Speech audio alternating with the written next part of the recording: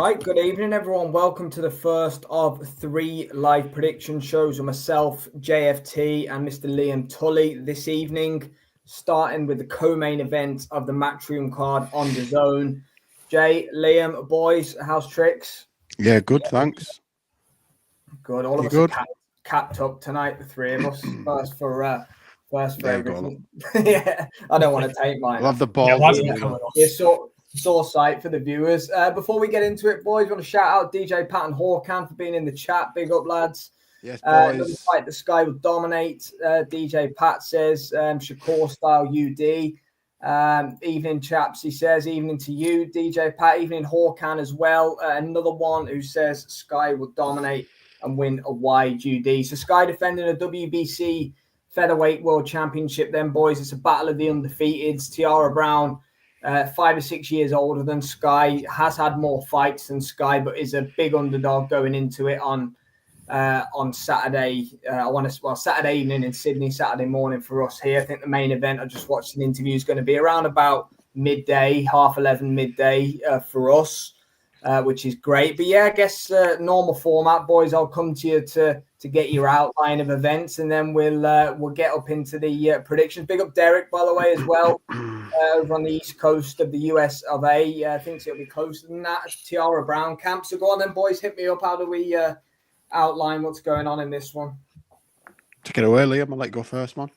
It's a difficult one. I mean, I said on my show this week, kind of clutching at straws that maybe Brown's power, we're finally going to see Skye tested. But how many times can you say we're going to see Skye Nicolson tested before we just accept that her boxing skill level is too good to see her tested until she's in with another elite girl? I feel this could be another one of those fights where if we watched the first 2 minutes and then we all lost our stream until the 10th round, the performance would look exactly the same as the first 2 minutes. I don't feel like anything's really going to change. You've got to appreciate Skye. Look, what she's doing in the female game is something you've got to enjoy because, yes, the talent depth isn't there, but to still be as polished a boxer and be able to deliver the skills time after time after time, it shows how good at her craft she is. It's just, yeah, we want to see her step up. Tiara Brown is here on merit in the sense that she's a fellow unbeaten fighter. It's not like we see sometimes with the female world champions. They've just got one win, but a couple of losses behind them. She's won all her fights. She fights on the roads more than she fights in America. So going out to Australia won't scare her. I mean, we've seen the back and forth from their face-off as well. We've seen the comments they've both said. Yeah, I saw that. The attitude's right for a bit of a good fight, but I just think the skill discrepancy between the two, Brown's about here and Skye's up here, and we'll find out again Saturday morning our time. Yeah, definitely. Big up, Derek. Thanks for that, my friend. Evening to Humble Apple Crumble in the chat as well. Nice and busy for the first show. Big up to Luca. He wants to see Skye against Joe Joyce. on Luca for that. 1 a.m. Hawkeye, that's going to be a tough one. Big up, TJ. Hope you're well. Yeah, I can guarantee I won't be watching that. Yeah, too slow, so Jay. In terms of the fight, let's talk about the Dark Menace's power and she's going to come over here and they're selling it on the power and can Skye take her shots and blah blah blah. She's 18-0. She's got 11 knockouts. Other than one of her knockouts, she's not stopped anybody with a winning record other than a girl that was 2-0. Other than that, there's no depth, is there? There's no depth. I think the least amount of losses any of the girls that she's stopped has got is something like 12 or 13 or something. Statman Liam, he'll be able to either shoot me down or agree with me that she's not stopped anybody with a winning record. But look, she's in there and she's stopping girls at points within her career. But I'm not sold on this power. As I said, she's not really boxed anyone of any great note. She's not going to be fazed by the occasion, I don't think. It is actually going to be probably a bigger occasion than Skye's really been involved in terms of she's pretty high up the card. She's been on big cards before, but never really as a core main or a main. This is different. This is in Australia.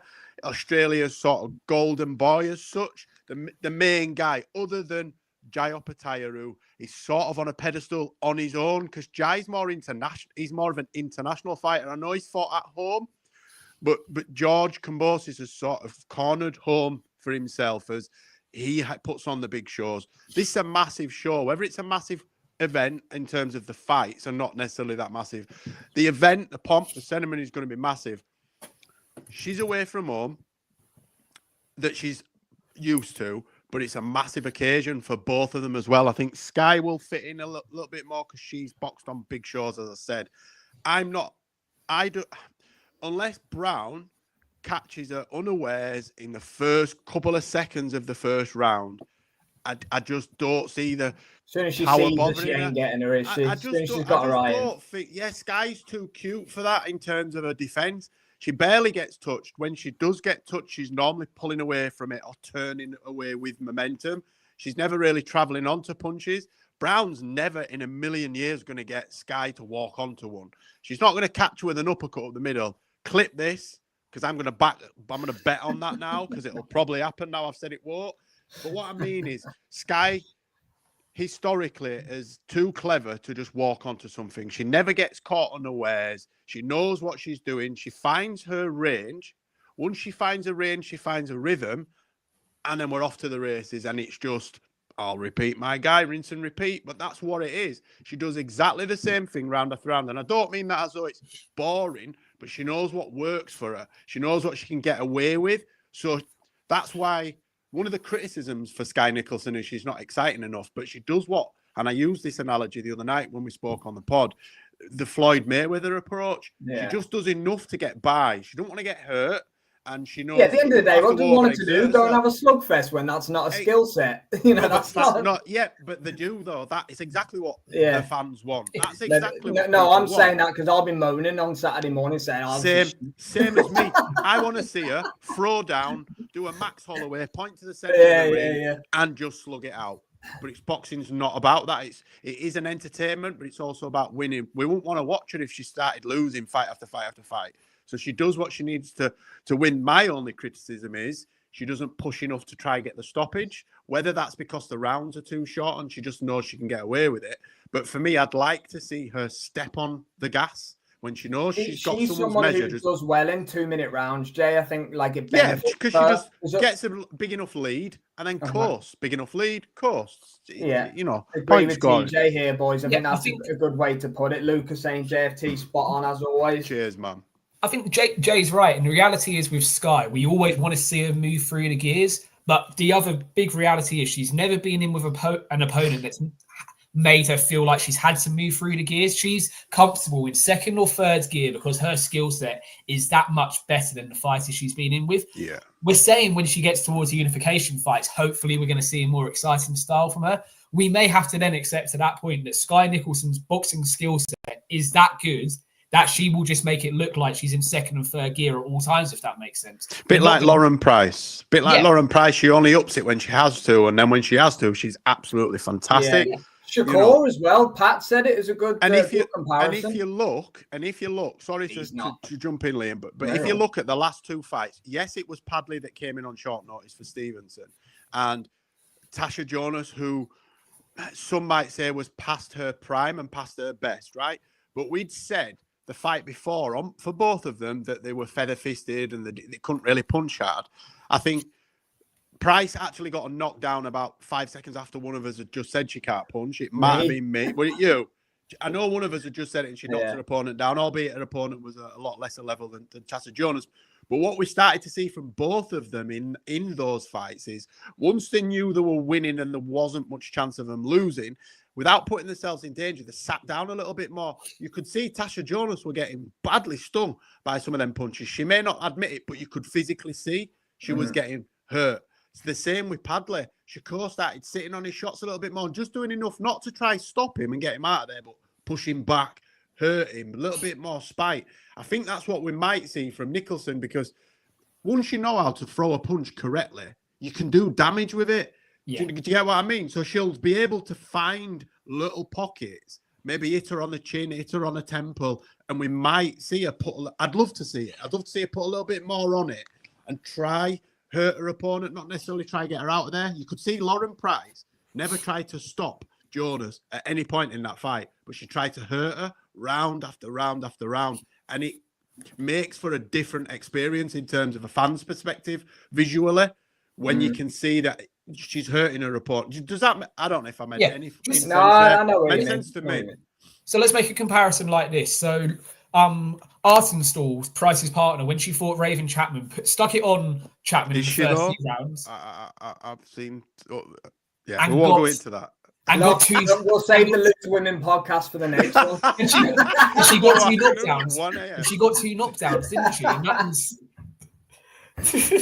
My point being, Arsenal got 2 knockdowns against Chapman, and it's something we don't see in a female game. And she's now 7-0 with no stoppages on her record. So it shows that these female fighters do have the power. They're just not necessarily willing to always exert themselves to the point of showing it, because they know their boxing skill set across the fact it's only 2-minute rounds is enough to get them through. I mean, when they really have to show it, they're able to.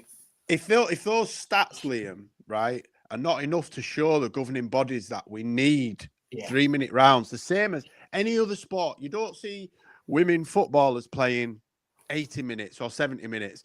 MMA, if it's a 3-round fight, it's a 3 5-minute round. If it's a title fight, it's 5 5-minute rounds, be that male or female. There's no differential. And in boxing, I believe that as fans, we're not getting the whole kit and caboodle from the fights. We're just not getting. And I think it's hindering the fighters as well, because they're not seen as exciting. Because we've seen where girls have had their opponents wobbly and then the bell's gone. And they've got a minute to recover, and then they can coast their way through the next 2 minutes. Serrano would have stopped Taylor in the first fight, I think. Yeah. But anyway, that's just Caroline Dubois may have lost her last fight. If there was another minute in that 10th round, Dubois may have lost her last fight with how exhausted she was. She was holding on. Right, boys, talking about 3-minute rounds. Let's get some predictions in. Mad Mitch TV's in the building. Hope you're well. A few too many comments to get through, so I'm just going to pick a few. Big up to Ryan Hong for joining us as always. Good shout. Good shout. I'm going to go, Hawkan put a good comment. I just need to pull that up about something we're talking about. Gabriella Bouvier's Tiara Brown's best win. She had 14 losses in her career. There you go. That's exactly what I was saying. That's quite telling. You know. Boys, nothing too complicated about the way I see it. I'm sure you boys will be exactly the same. 8-2, 9-1. If she's lucky, could be a shutout this for Skye. I don't think Brown's the one to beat her right now. I don't myself, I've said it from the second the fight were made. She's got a puncher's chance, as any boxer has. Any opponent has a puncher's chance, whether they've got power or not, because, we've seen non-punchers, and that's not me calling them that, but historically non-punchers get stoppages. We've seen underdogs get wins in big fights. We've seen it recently. I don't believe that this is the opponent to do that to Skye Nicolson at home on a massive show. That is potential to lead on to. We might get an announcement Saturday morning on her next fight, on Skye's next fight. They could have been keeping it under wraps, and we might get an announcement. I just don't see Skye allowing her. I don't see Skye taking enough risks and allowing Brown. I think the only way Brown stops Skye is if Skye does something out of character. I just don't think Tiara Brown has got the skill set and the attributes to beat Skye in a fist fight. Good point, Luca. That is about Serace. He had like 3 KOs, didn't he, coming in against Munguia? Absolutely. Yeah. And that's what I've said. If Skye does something stupid, like Munguia did, Munguia just stood there with his hands down and boxed in and played into his opponent. Yeah, in his head, he couldn't be knocked out. That's why he was knocked out. and he just... Yeah, and he got knocked out. You get caught on the button. It doesn't matter how hard you get caught. It's the ones that apparently you don't see that do the most damage, wobble your brain and switch your lights off. So I think if Skye does something Warrington stupid, against Frampton as well is another. He buzzed him in the first round. He buzzed him in the first round and he never recovered. Frampton's admitted that he never recovered. So no, I see, similar to you, Sam, I see an 8-9-1, 8-2, 7-3. I think 7-3 is the worst that scorecard's going to get for Skye Nicolson. Jesus, Luca, that is generous. Liam? It's the Skye Nicolson show, isn't it? We all expect her to do it wide on points. We'd all hope maybe we're going to see a stoppage, kind of similar to what we've just discussed with Lauren Price and Tasha Jonas in their fights before they met. But yeah, look, Tiara Brown's record is what's got her in this position. It's what's creating a narrative this week, which is what fights are built on all the time. But it's Skye Nicolson's fight to lose. She's too good a boxer at this level, and that's what she's going to prove again. One last one before hopefully we get to see a big fight in the summer.